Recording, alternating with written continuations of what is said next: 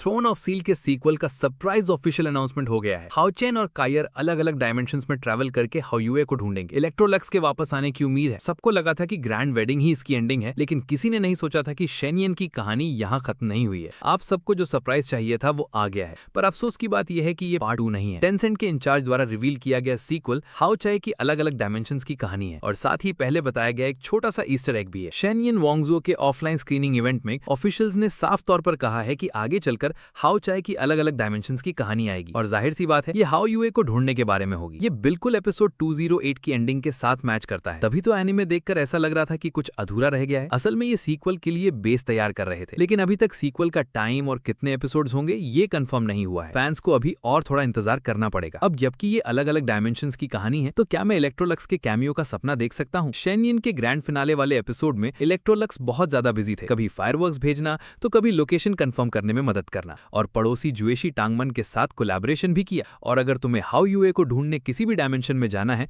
तो बस अपनी इटर्नल मेलोडी का यूज करके मेरे द्वारा तैयार किए गए ट्रांसमीटर को लाइट अप करना होगा। ये सब इलेक्ट्रोलक्स ही कर सकते हैं। सच में बहुत कमाल की बात है। जब शुरू में इलेक्ट्रोलक्स ने सेंगमो दालू छोड़ा था, उनके डिवाइन स्टोन का टुकड़ा डोलुओ डालू में चला गया था, और हो यू हाओ के साथ एक अद्भुत किस्मत की शुरुआत हुई थी। क्योंकि उनकी पॉपुलैरिटी बहुत ज्यादा थी, जुआनजी ने डायरेक्ट एंडिंग ही चेंज कर दी और तांग सन से इलेक्ट्रोलक्स को बचा लिया गया। इससे आखिरकार फैंस के छोटे से दिल को तसल्ली मिल गई। जब रोंग नियानबिंग आए थे तो उन्होंने कहा था कि इलेक्ट्रोलक्स का डिवाइन स्टोन हजारों हिस्सों में डिवाइड हो गया है और बहुत सारे डायमेंशंस में गया है। गॉड किंग के द्वारा रिवाइव किए जाने के बाद उनका डिवाइन स्टोन हजारों हिस्सों में बट गया और अलग अलग डायमेंशंस में छुप गया। शेनियन वांगजुओ के इस तरफ का जो सीक्वल है उसमें भी हाओ चाय अलग अलग डायमेंशंस में जाएंगे। वैसे भी दोनों ही तांग जिया सान चाओ के वर्क्स हैं और ऑफिशियल्स भी अक्सर क्रॉसओवर करते रहते हैं। हाओ चाय को किसी डायमेंशन में भेजकर दोबारा इलेक्ट्रोलक्स के साथ रीयूनियन करवाना कोई इम्पॉसिबल बात नहीं है, लेकिन अगर हाओ चाय को हाओयुए मिल गया तो इसका मतलब है कि सीजन 2 अब खतरे में है। शेनियन वांगजुओ पार्ट 2 की कहानी के मेन कैरेक्टर्स